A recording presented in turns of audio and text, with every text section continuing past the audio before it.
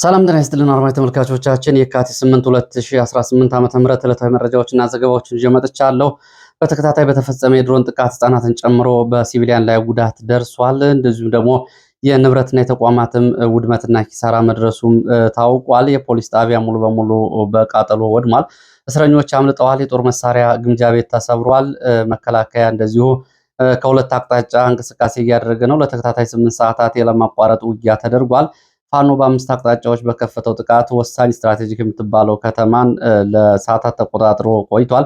በዚህ ምክንያት ከደብረታቦር ወደ ባህር ዳር፣ ከደብረታቦር ወደ ጎንደር፣ ከጎንደር ወደ ደብረታቦርና ባህር ዳር እንዲሁም ደግሞ ከባህር ዳር ወደ ጎንደርና ደብረታቦር የትራንስፖርት አገልግሎት ተቋርጦ ነው የዋለው። ይህንን የተመለከተው የግንባር ዝርዝር መረጃ በዚህ ሰዓት ወደ እናንተ የማደርስ ይሆናል። እንግዲህ ሰባተኛ ቀኑን በያዘው በደቡብ ጎንደር ቀጠና ስድስተኛው ከባድ ግንባር በሚባል ሁኔታ ዛሬ በወረታ ከተማ ውጊያ ሲደረግ ውሏል። ከዚህ ቀደም ብሎ ንፋስ መውጫ ትልቁ ማረሚያ ቤት በሚገኝበት ስማዳ እንዲሁም ደግሞ ኦስቴ በተለያዩ አካባቢዎች ጋሳይ ደብረታቦርን ጨምሮ በዞኑ ከተማ የተደረጉ ውጊያዎችና የነበረውን አጠቃላይ ሳምንታዊ ዘመቻ በተመለከተ ስድስተኛው ግንባር ዛሬ በወረታ ሲደረግ ውሏል። የድሮን ጥቃቶችም በሳምንቱ ለሶስተኛ ጊዜ ብዙ ሕዝብ በሚኖርባቸው ከተሞች የድሮን ጥቃቶች ተፈጽመዋል። በድሮንና በሰው አልባ አውሮፕላን ድብደባም እንደዚሁ ጉዳት ደርሷል። መከላከያ ከተሞቹን በአየር ኃይል ለመጠበቅ የተገደደበት ሰሞነኛ ሁኔታ ነው እንግዲህ አጠቃላይ ዘመቻው የሚያሳየው። ይህንን ጨምሮ በዚህ አካባቢ ያለውን ዝርዝር መረጃ በዚህ ሰዓት ወደ እናንተ የማደርስ ይሆናል። እየተከታተላችሁ አብራችሁ እንድትቆዩ ነው በአክብሮት የምጋብዛችሁ። ይሄ እንግዲህ በዛሬ መረጃ መነጋገሪያ ከሆኑት ጉዳዮች መካከል አንዱ ነው። ይህንን መረጃ ጨምሮ ሌሎች ዝርዝር መረጃዎች አሉኝ። ወደ ተለያዩ አካባቢዎች የሚወስዱ መረጃዎች አሉ። ከወረታ ባሻገር ወደ ምንጃር እንዲሁም ደግሞ ወደ ጎጃም የተለያዩ አካባቢዎች የሚወስዱ መረጃዎች አሉ። በሰሜን ኢትዮጵያ ያለውን ውጥረትን በተመለከተ አዳዲስ ሪፖርቶች እየወጡ ነው የሚገኙት። ከኤርትራ ወደ ኢትዮጵያ አንጻርና በኢትዮጵያና በኤርትራ በትግራይ አካባቢ ያለውን አጠቃላይ ሁኔታ በተመለከተ አዳዲስ ሪፖርቶች እየወጡ ይገኛሉ።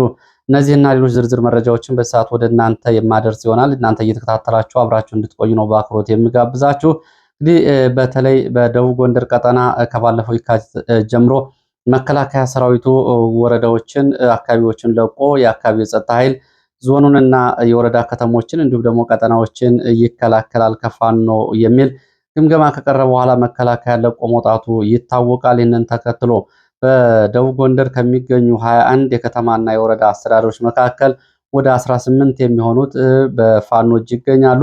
እንዲሁም ደግሞ ደብረታቦርን፣ ንፋስ መውጫን፣ ወረታን ጨምሮ ደግሞ በትልልቅ ከተሞቹ እንደዚሁ ውጊያዎች መደረጋቸውና ተከታታይ የድሮን ጥቃቶች መፈጸማቸው እንግዲህ ባለፈው ሳምንት መነጋገሪያ አጀንዳዎች እንዲሁም ደግሞ መነጋገሪያ ከነበሩ ጉዳዮች መካከል የሚጠቀሱ ናቸው። ከዚህ ጋር በተያያዘ እንግዲህ በትልልቅ ከተሞች የሚደረጉ ዘመቻዎች በሲቪሊያን ላይ በንብረት ላይ እንዲሁም ደግሞ በተፋላሚ በራሳቸው ጭምር የሚደርሱ ጉዳቶችን በተመለከተ የሚወጡ መረጃዎች አሉ። ይህንን በተመለከተ እንግዲህ አጠቃላይ በሶስተኛ ዓመቱን በያዘው በአማራ ክልል እየተደረገ ባለው ዘመቻ ፋኖ ተዳክሟል። ፋኖ እንኳን አውራ ጎዳናዎችንና አውራ መንገዶችን እንዲሁም ደግሞ ትልልቅ የዞንና የክልል ከተሞችን ቀርቶ ራሱን ለመከላከል በሸለቆዎችና በዋሻዎች ውስጥ እንኳ ቆሞ ለ10 እና ለ20 ደቂቃ መዋጋት አይችልም የሚለው የነ ፊልድ ማርሻል ብርሃኑ ጁላ ተደጋጋሚ የሚዲያ ፕሮፓጋንዳ ይህንን ተከትሎ እንደዚሁ የምስራቅ እዝ አዛዥ ጀነራል መሐመድ ተሰማም በተደጋጋሚ ባህር ዳርም እንዲሁ ደግሞ ፍኖተ ሰላምና ደብረ ማርቆስ ላይ በነበሩ ሪፖርቶች ይህንን ማቅረባቸው ይታወቃል።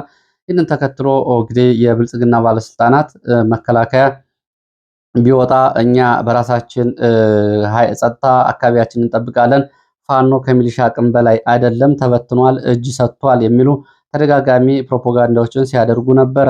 ይሄ ሰሞኑ ዘመቻ ከተደረገው ወታደራዊ እንቅስቃሴ ባሻገር ፖለቲካዊ አንደምታው ምንድን ነው የሚለው ላይ እንደዚህ እንግዲህ የተለያዩ ሀሳቦች እየመጡ ነው። እስከ ድርድር ድረስ ያሉ ሀሳቦች እንደዚሁ በብልጽግና ውስጥ እንደገና እንዲጤኑ አድርጓል። አሁንም መከላከያ አየር ኃይሉን አየር ላይ እንዲሁም ደግሞ መካናይዝዱንና እግረኛውን በምድር ጦር በኩል ካላንቀሳቀሰ አሁን የአማራ ብልጽግና አንድ ቀን የፖለቲካ ህልውና የማይኖረውና የሚጠብቀው ከተማ ወይም ደግሞ የሚዘረጋውና የተከለው የፖለቲካ እግር እንደሌለው የሰሞኑ ዘመቻ አመላካች ነው። ይሄ ነው እንግዲህ ከዘመቻው አጠቃላይ ፖለቲካዊ አንድምታዎች አንጻር። ከወታደራዊ እንቅስቃሴዎች አንጻር ደግሞ ፋኖ እንግዲህ በዞን ውስጥ በሚገኙ የተለያዩ አካባቢዎች ከአሁን በፊት በተለያየ መንገድ ካገኛቸው የጦር መሳሪያዎች የበለጠ በርካታ የጦር መሳሪያ በእጁ እንዲገባ አድርጓል። ዘመቻዎቹ ይህን ወታደራዊ ድል ሲያሳኩለት በንብረትና በሲቪሊያን ላይ በትልቅ ከተሞች የደረሰው ጉዳት ደግሞ በትይዩ እንደዚሁ የሚነሳ ጉዳይ ነው። ይህንን ጨምሮ እንግዲህ ዛሬ በወረታ ከተማ የነበረው አጠቃላይ ሁኔታ ምን ይመስላል የሚለውን መረጃ ወደ እናንተ አደርሳለሁ። መጀመሪያ መረጃ ከዛ በፊት ግን እንደዚሁ ጠዋት በቀረበ አንድ የፋይናንስ ሪፖርት ላይ በአማራ ክልል ከፍተኛ የሆነ የጥሬ ገንዘብ እጥረት መከሰቱን ተከትሎ ወደ ባንክ የሚሄዱ ደንበኞች ገንዘብ የሚሰጣቸው ከአንድ ሺህ ብር ወይም ደግሞ 1,000 ብር ብቻ ነው በጥሬው። ይሄ አሁን ባለው የገበያ ሁኔታ ውስጥ 1,000 ብር ምንም ፋይዳ የሌለው ገንዘብ ነው። ይሄ በዚህ ልክ የጥሬ ገንዘብ እጥረት መከሰቱን እንዲሁም ደግሞ በትግራይ ደግሞ ከጥሬ ገንዘብ እጥረት ባሻገር የኤርትራ ናቅፋ ገንዘብ በአንዳንድ የትግራይ አካባቢዎች እንደዚሁ እንደ መገበያያ እያገለገለ ነው የሚሉ መረጃዎች መድረሳቸው ወደ እናንተ ይታወቃል። ይህንን ተከትሎ አዲስ አበባም ይላሉ የአንዳንድ የፋይናንስ ተቋማት ሰራተኞች አዲስ አበባ ውስጥም ከፍተኛ የሆነ የጥሬ ገንዘብ እጥረት እንዳለ ነው የገለጹት። ይህ እንግዲህ ምንድን ነው ምክንያቱ የሚለውን በተመለከተ የምጣኔ ሀብትና የፋይናንስ ባለሙያዎች በዚህ በኩል አስተያየት ሊሰጡ ይችላላችሁ። በአዲስ አበባም የጥሬ ገንዘብ እጥረት እንዳለ የሚገልጹ መረጃዎችን አድርሳችሁኛል። በእጅጉ አመሰግናለሁ። ሀሳብ አስተያየቶቻችሁን በሌላ ጊዜ ሰብሰብ አድርጌ ያቀርባለሁ። ዛሬ ካለው ሁኔታ አንጻር ወደ ዋና ዋና የግንባር መረጃዎች በቀጥታ እሄዳለሁ። ያው እንግዲህ ተደጋጋሚ አስተያየቶችንም እመለከታለሁ። ወደ ወረታ የሚወስደን መረጃ ነው የማደርሰው። እንግዲህ ወረታ ከተማን ምናልባት አካባቢውን ሰሜን ምዕራብ ኢትዮጵያ ተብሎ የሚጠራውን ከጣና ሐይቅ በስተምስራቅ አቅጣጫ ያሉትን አካባቢዎች ምናልባት የማታውቁ አድማጭ ተመልካቾች ካላችሁ ቦታው ምን አይነት ቦታ ላይ የተገኘና ያለውን አጠቃላይ ሁኔታ የጂኦግራፊያዊ ሁኔታውን በተመለከተ ወረታ ከተማ ከባህር ዳር ከደብረ ታቦርና ከጎንደር ሶስቱ ትልልቅ ከተሞች መካከል የምትገኝ ከተማ ነች። ከባህር ዳር በ55 ኪሎ ሜትር ርቀት ላይ የምትገኝ ሲሆን ከጎንደር ከተማ በ110 ኪሎ ሜትር ርቀት ላይ ትገኛለች። ከደብረ ታቦር ከተማ ደግሞ በ45 ኪሎ ሜትር ገደማ ርቀት የምትገኝ ከተማ ነች። ወረታ ከተማ ከማለዳ ጀምሮ እንግዲህ በእግረኛና በአየር ኃይል የታገዘ ከባድ ውጊያ ሲደረግ ነው እያረፈደው። ዛሬ ፋኖ በአምስት አቅጣጫ ከሌሊቱ 11 ሰዓት ጀምሮ እንደዚሁ የተጠና በተባለ ዘመቻ ወደ ከተማው ጥቃት መክፈቱን ተከትሎ በከተማው ውስጥ የነበረው የአድማ ብተና፣ የሚሊሻ፣ የፖሊስ ኃይል ደግሞ እንዲሁም ደግሞ ሰላም አስከባሪ ተብሎ የተዋቀረ ኃይል ያጸፋ ምላሽ ሰጥቷል። ይህንን ተከትሎ እንግዲህ በከተማው ዙሪያ በተለያዩ አካባቢዎች ወደ 8 በሚደርሱ ቦታዎች ውጊያዎች ሲደረጉ ነበር። በ5 ግንባሮችና በ8 ቦታዎች ውጊያ ሲደረግ እንደነበር የዓይን እማኞች ገልጸዋል። ከነዚህ መካከል እንደዚሁ በእርሻ ኮሌጅ፣ ሸለቆ፣ ጉበና፣ ሻጋበር፣ እስላም መቃብር፣ ፏፏቴ ጨምሮ በጊዮርጊስ በኪዳነ ምሕረትና መድኃኔዓለም አብያተ ክርስቲያናት መግቢያዎች እንደዚሁ ውጊያ ሲደረግ እንደነበር የመረጃ ምንጮቹ ገልጸዋል። ከፍተኛ ወታደራዊ፣ ሰብአዊ፣ ቁሳዊ ኪሳራ ደርሷል ነው የተባለው። ከዚህ ጋር በተያያዘ እንግዲህ የከተማው 2 ፖሊስ ጣቢያዎች እንደዚሁ ወድመዋል የሚል መረጃ ወጥቷል። የወረታ ከተማ አስተዳደር ፖሊስ ማዘዣ ጣቢያና እንዲሁም ደግሞ የፎገራ ወረዳ የፖሊስ ማዘዣ ጣቢያ የቃጠሎ ውድመት ደርሶባቸዋል። ከፖሊስ ጣቢያዎቹ ውስጥ በቁጥር ያልታወቁ እስረኞች አምልጠዋል። በወረታ ከተማ አስተዳደር ፖሊስ ጣቢያ ከ25 በላይ እስረኞች ስለማምለጣቸው የወጡ መረጃዎች ያሳያሉ። በቁጥር ያልታወቀ የጦር መሳሪያም እንደዚሁ በፋኖ እጅ ገብቷል። በፖሊስ ጣቢያዎቹ የሚገኙ የጦር መሳሪያ ማከማቻ ግምጃ ቤቶችም እንደዚሁ ተሰብረው የጦር መሳሪያ በፋኖ እጅ ስለመግባቱ የሚገልጹ መረጃዎች ናቸው ያሉት። እንግዲህ ሜዳማ ከመሆኑ አንጻር በውጊያውም እንደዚሁ የደረሱ ጉዳቶች ከፍተኛ መሆናቸውን የሚገልጹ መረጃዎች ወጥተዋል። ሁለተኛው የፎገራ ወረዳ ፖሊስ ጣቢያን በተመሳሳይ ልክ እንደ ከተማ አስተዳደሩ ፖሊስ ጣቢያ መሳሪያ ግምጃ ቤት ተሰብሮ የጦር መሳሪያና ተተኳሽ በፋኖ እጅ ገብቷል። ያልታወቀ የሚሊሻ የሰላም አስከባሪና የፖሊስ አባል እንዲሁም ደግሞ የፋኖ አባላትም ሙትና ቆስለኛ ሆነዋል። ሲቪሊያንን በተመለከተ ወደ ታች ሪፖርት አቀርባለሁ። እስር ቤት ውስጥ ሆኖ ዘመቻ ሲመራ የነበረ እንደዚሁ የደህንነት ኃላፊም እንደዚሁ ተይዞ ተወስዷል ተብሏል ከእስር ቤቶቹ ጋር በተያያዘ። ስለዚህ እንግዲህ 2 ፖሊስ ጣቢያዎች ተሰብረዋል። 2 የመሳሪያ ግምጃ ቤቶች ስለመሰበራቸውና 2ቱ ፖሊስ ጣቢያዎች በተለይ በዋናነት የወረታ ከተማ አስተዳደር ፖሊስ ጣቢያ ሙሉ በሙሉ በእሳት ቃጠሎ ውድመት ደርሶበታል የሚል መረጃ ነው ያለው። ይህ እንግዲህ ከከተማው ዘመቻ አንጻር ነው ወታደራዊ ኪሳራን እየተመለከተ። ከዚህ ባሻገር እንደዚሁ የአየር ጥቃትን በተመለከተ ደግሞ በሰው አልባ አውሮፕላኖች ወይም ደግሞ በድሮን በተፈጸመ ጥቃት እንደዚሁ ጉዳቶች ደርሰዋል። በሲቪሊያን ላይ የሞት የአካል ጉዳት እና በንብረት ላይም እንደዚሁ ጉዳት ደርሷል። እስካሁን ድረስ በከተማው አካባቢ የተፈጸሙ የድሮን ጥቃቶችን በተመለከተ ግልጽ እና ዝርዝር የሆነ መረጃ የለም። ሶስት የዓይን እማኞች ግን የሚከተለውን ብለዋል። አንደኛው የድሮን ጥቃት ጊዮርጊስ መግቢያ አካባቢ እንደዚሁ በተፈጸመ የድሮን ጥቃት ህፃናትን ጨምሮ ጉዳት ስለመድረሱ የመረጃ ምንጮች ገልጸዋል። በዚህም እንደዚሁ እንግዲህ ህይወት አልፏል። ቁጥራቸው ያልታወቁ ሰዎችም እንደዚሁ ሰለባ ሆነዋል የሚል ነው። በከተማው መግቢያ 3 በሮች ላይ ድሮን ጥቃት መፈጸሙን የሚገልጹት የዓይን እማኝ በዚህ በሰው አልባ አየር ድብደባ የደረሱ መረጃዎችን እያጣሩ እንደሆነ ሲገልጹ አሁን ባለው ሁኔታ ግን ከስቴበር ተብሎ በሚጠራ አካባቢ በተፈጸመ የድሮን ጥቃት 7 የሚደርሱ ንጹሃን ጉዳት ደርሶባቸዋል። ከነዚህ ውስጥ 7ቱም ወደ ሆስፒታል ተወስደው 3ቱ ወዲያውኑ ህይወታቸው አልፏል። እነዚህ በድሮን ጥቃት ጉዳት የደረሰባቸው ሲቪሊያን ናቸው። ከከተማው በመሃል ከተማ አቅራቢያ ደግሞ ዳሞትዬ ተብሎ በሚጠራ ቦታ ላይም እንደዚሁ የድሮን ጥቃት ተፈጽሟል። ዳሞትዬ ተብሎ በሚጠራው ቦታ ላይ የተፈጸመው ጥቃት የደረሰው ጉዳት አልታወቀም። እንደዚሁም በወረታ ከተማ መውጫ በኩል ሻጋበር ተብሎ በሚጠራው አካባቢ እንደዚሁ ተከታታይ የድሮን ድብደባዎች እንደነበሩ ተገልጿል። በዚህ ቦታም እንደዚሁ የደረሰው ጉዳት በውል አልታወቀም። በሁለቱ የድሮን ጥቃቶች በስቴበርና በጊዮርጊስ በር ባለው በኩል በተፈጸሙ የድሮን ጥቃቶች ግን በሲቪሊያን ላይ ጉዳት ደርሷል። እስካሁን ድረስ እንግዲህ የአራት ሲቪሊያን ህይወት በድሮን ጥቃት ህይወታቸው ሲያልፍ ሌሎች በቁጥር ያልታወቁ እንግዲህ 7 ከላይ አለ፣ ሌላ ተጨማሪ አለ። እሱን ጨምሮ ጉዳት ደርሶባቸዋል ነው የተባለው። ይህ እንግዲህ ባለፈው ከ3 ቀናት በፊት የካቲት 4 በነበረው በደብረ ታቦር በነበረው ዘመቻ በርካታ ተከታታይ የድሮን ጥቃቶች ምናልባት በኢትዮጵያ ውስጥ የድሮን ወይ ደግሞ ሰው አልባ አውሮፕላኖች በውጊያ ላይ ከተሰማሩ በኋላ ከፍተኛ የሆነ የድሮን ድብደባ መፈጸሙ ይታወቃል። ዛሬም እንግዲህ መነሻቸውን ባህር ዳር ያደረጉ ድሮኖች ይህንን ጉዳት አድርሰዋል ነው የተባለው። ይህ እንግዲህ የሚያሳየው በከተሞቹ አካባቢ የእግረኛው ወደ ከተሞች መሰብሰቡን ተከትሎ ከተሞቹን በአየር ኃይል ለመጠበቅ የሚደረገውና የመጨረሻው ወታደራዊ ኃይል መዛባትና የእግረኛ ኃይል መዛባት መድረሱን የሚያሳይ ነው። እንግዲህ በዚህ አሁን ወደ መጨረሻ አካባቢ ከተማው አካባቢ ያለው ሁኔታን በተመለከተ የወጡ መረጃዎች አሉ። ከሌሊቱ 11 ሰዓት እስከ እኩለ ቀን በነበረው አጠቃላይ ውጊያ የደረሰው ሰብአዊ፣ ቁሳዊና ወታደራዊ ኪሳራ በዝርዝር አልታወቀም። በፋኖ በኩልም በመከላከያም፣ በአድማ ብተና፣ በፖሊስ፣ በሰላም አስከባሪ እንዲሁም ደግሞ በሲቪሊያን ላይ የደረሰው ጉዳት ገና በዝርዝር እየተጣራ ነው። ውጊያው ከቀኑ 7 ሰዓት ገደማ ጀምሮ ቆሟል። መከላከያ ከሁለት አቅጣጫ እግረኛና መካናይዝድ ወደ ወረታ ከተማ አስገብቷል ነው የተባለው። አንደኛው ከባህር ዳር ሲሆን ሁለተኛው ደግሞ ከአዲስ ዘመን ከተማ አቅጣጫ መከላከያ ወደ ወረታ ተመልሶ ገብቷል። ፋኖ ከተማውን ለቆ ወጥቷል። በዞኑ ያለው አጠቃላይ ሁኔታ እንግዲህ ለብልጽግና እጅግ አስደንጋጭ እንደሆነ የሚወጡ መረጃዎች ይህንን ያሳያሉ። ከተሞቹን ለቀው ወጥቶ የነበረው መከላከያ እግረኛ እንዲሁም ደግሞ መካናይዝድ ተመልሶ ደብረታቦርም ንፋስ መውጫም ለመግባት ተገዷል። እንዲሁም ደግሞ ወረታም እንደዚሁ ተመልሶ ገብቷል። ወረታ፣ ደብረታቦር፣ ንፋስ መውጫን እና ሌሎቹን የወረዳ ከተሞች በዞን ውስጥ ያሉትን የሚሊሻ አድማ ብተናና ሰላም አስከባሪ ይጠብቃል። እንዲሁም ደግሞ የቀድሞ ምልስ የፋኖ ሚሊሻ አባላት ይጠብቃሉ በሚል ነበር መከላከያ ለቆ የወጣው።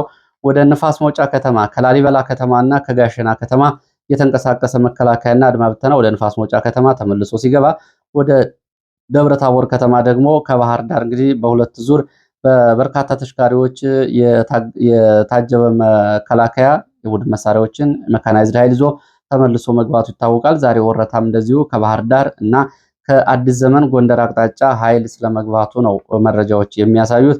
አሁን በከተማው ያለው አጠቃላይ ሁኔታ በተመለከተ ይህ መረጃ ወደ እናንተ እየተላለፈ ባለበት ሰዓት አሁን ወረታ ከተማ ሙሉ በሙሉ ተኩስ ቆሟል። መከላከያ ወደ ከተማው ገብቷል። ፋኖም ሙሉ በሙሉ ከተማውን ለቆ ወጥቷል። ቁስለኛ አስከሬኖች እየተነሱ እንደሆነና ወደ ሆስፒታል እየተወሰዱ እንደሆነ የዓይን እማኞች ይህንን ገልጸዋል። እንግዲህ ወረታ አካባቢ ያለው አሁናዊ ሁኔታ ባጭሩ ይህንን ይመስላል። ተጨማሪ መረጃዎች ካሉ ያው ወደ እናንተ አደርሳለሁ። እንግዲህ ወረታ ከባህር ዳር በ55 ኪሎ ሜትር ርቀት ላይ የሚገኝ ከተማ ነው። ወረታ ከተማ ዛሬ ውጊያ መኖሩን ተከትሎ እንግዲህ የክልሉ ትልልቆቹ ከተሞች ጎንደር፣ ባህር ዳር እንዲሁም ደግሞ በአቅራቢያ የሚገኘው ደብረታቦር ከተማ አጠቃላይ ግንኙነታቸው ተቋርጦ ነው የዋለው። በእርግጥ ደብረታቦር ከየካቲት 4 ጀምሮ ወደ ባህር ዳርና ወደ ጎንደር ያሉ እንቅስቃሴዎች ከወታደራዊ እንቅስቃሴዎች አብዛኞቹ ቆመዋል። ከደብረታቦር ከተማ አሁን በዚህ ሰዓት እንግዲህ ወደ ወረታ ከወታደራዊ እንቅስቃሴዎች እንዲሁም ደግሞ ከደብረ ታቦር ከተማ ወደ ብናት ሰሜን አቅጣጫ ወደ ንፋስ መውጫ ወደ ወልዲያ መስመር እንዲሁም ደግሞ ወደ ስቴ ባህር ዳር እንዲሁም ደግሞ በማህደረ ማርያም በኩል ወደ ደራ የሚወስዱ መንገዶች ሙሉ በሙሉ እስካሁን ድረስ ዝግ ናቸው። ደብረ ታቦር ከተማ ብቻ ነው የመንግስት የጸጥታ ኃይል እንቅስቃሴ ያለው።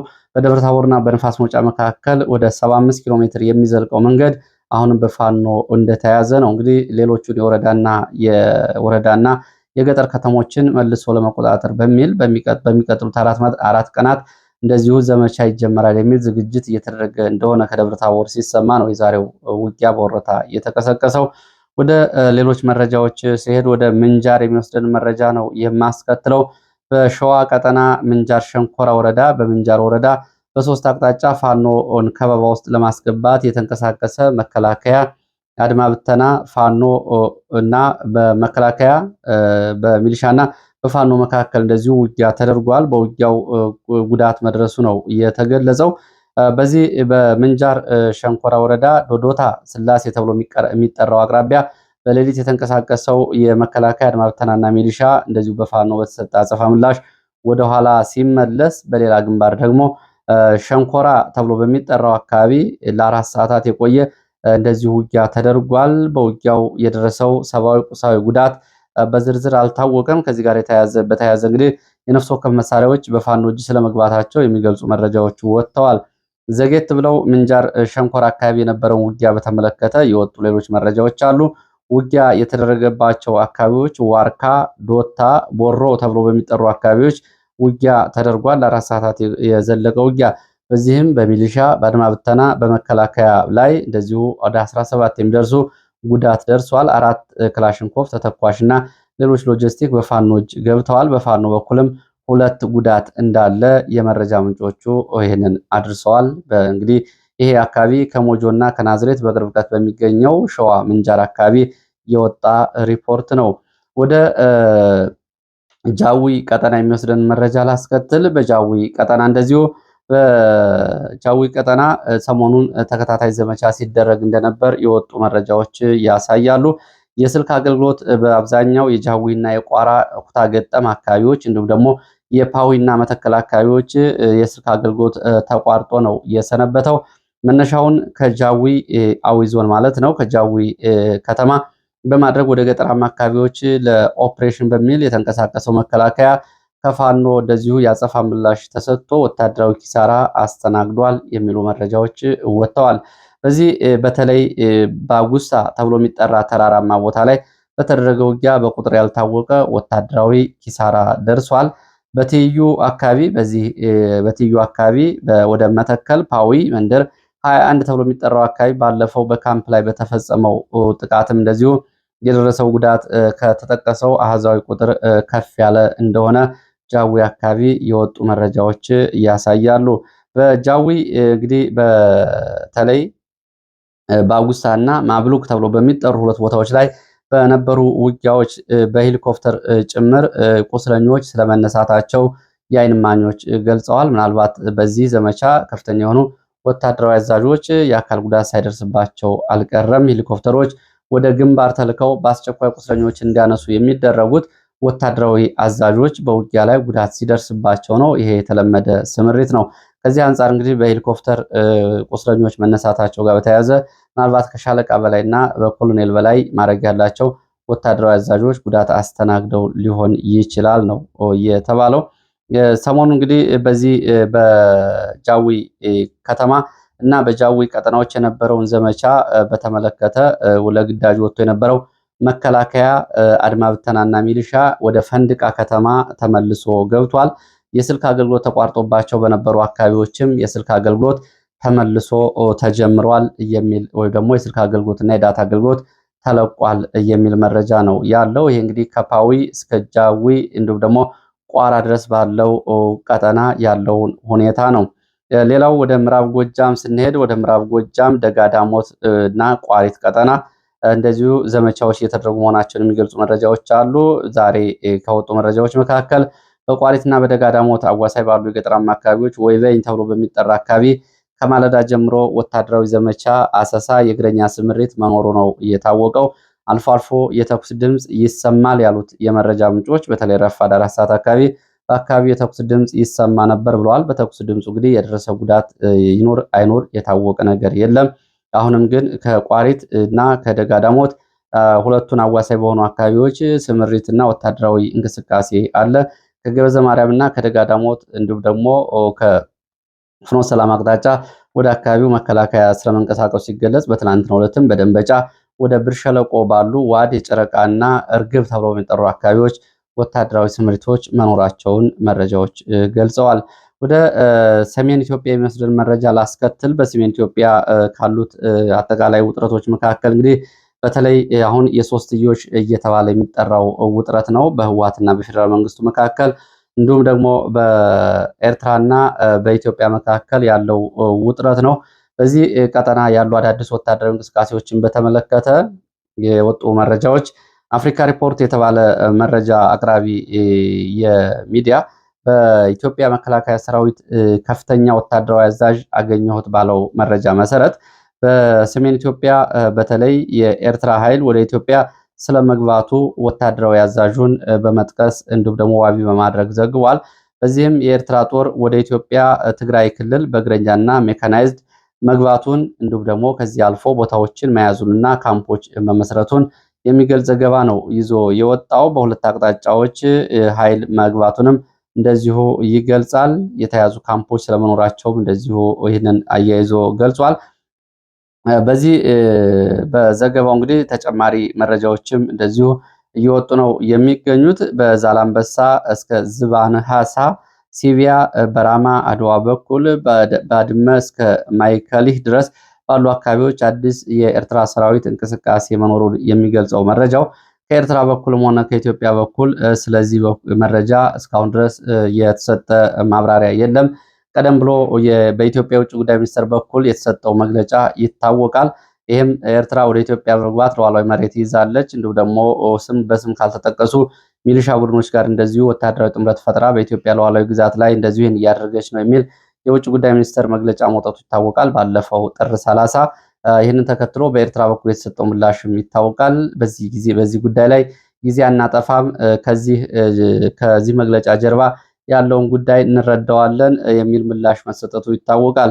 አብረው ከወጡ መረጃዎች መካከል እንግዲህ የኤርትራ ወደ ኢትዮጵያ አስገብታቸዋለች በሚል የታንክ አይነቶችን እንዲሁም ደግሞ የመድፍ አይነቶችን በተለያየ የአጭር ርቀት የመካከለኛና የረጅም ርቀት በሚል የሞርተር አይነቶችን እንዲሁም ደግሞ የተለያዩ የጦር መሳሪያዎችን ጭምር እየያዙ ቁጥሮች እንደዚሁ በትግረኛ በሚጽፉ ገጾች በኩል እየተሰራጩ ነው የሚገኙት። ይህ እንግዲህ ያለውን ውጥረት አጠቃላይ የሚያሳይ ሲሆን በመከላከያ በኩልም እንደዚሁ ከአዲስ አበባና ዙሪያው መካከለኛ ኢትዮጵያ አካባቢ ከደቡብ ምዕራብና ከምዕራብ ኢትዮጵያ አካባቢ እንደዚሁ በሰሜን ምዕራብ ኢትዮጵያና በሰሜን ምስራቅ ኢትዮጵያ አካባቢ በወሎ ጎንደርና አፋር ትይዩ ባሉ የትግራይ አካባቢዎች ተጨማሪ ኃይል እየገባ እየሰፈረ መሆኑን የሚገልጹ መረጃዎች ናቸው እየወጡ የሚገኙት። ይህንን በተመለከተ እንግዲህ ሰሞኑን ብቻ በወለጋ ቀጠና የነበረው ኃይል በታች በኩል በቡሬ ወለጋ፣ ባህር ዳር እንዲሁም ደግሞ በፓዊ ጃዊ፣ ቋራ፣ መተማና ወደ ወልቃይት እንደዚሁም ደግሞ በሸዋና በሌሎቹ አካባቢዎች የነበረው ደግሞ በደጀን፣ ደብረ ማርቆስ፣ ባህር ዳር፣ ጎንደር መስመር እንዲሁም ደግሞ ከተለያዩ የአዲስ አበባ ዙሪያዎች እንደዚሁ የልዩ ዘመቻዎች ጭምር ኮማንዶ የሚባለው ወደ ወልዲያና አካባቢው እንዲሁም ደግሞ በታችኛው በአፋር ቆላማ ቀጠናዎች አዳዲስ ኃይል እየተጠጋ መሆኑንና የጦር መሳሪያም እንደዚሁ እየተጓጓዘ መሆኑን የሚያሳዩ መረጃዎች ሰሞኑን ከወጡ ሪፖርቶች መካከል ይገኙበታል።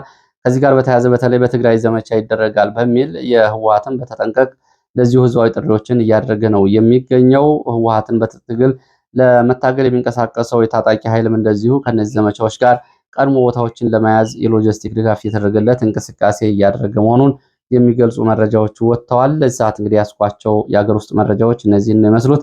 ከመጀመሪያው እስከ መጨረሻው ስለተከታተላችሁ በእጅጉን የማመሰግነው። በሌላ ተመሳሳይ መርሃ ግብር እስከምንገናኝ ድረስ ለነበረን ቆይታ አመሰግናለሁ። አሁንም ሀሳብ አስተያየት ቢኖራችሁ ጥቆማ ዜና@gmail.com ላይ ልትልኩልኝ ትችላላችሁ። እንዲሁም ደግሞ በቴሌግራም፣ በዋትስአፕ፣ በሜሴንጀር መልእክቶችን እያደረሳችሁ ስለሆነ በእጅጉ አመሰግናለሁ።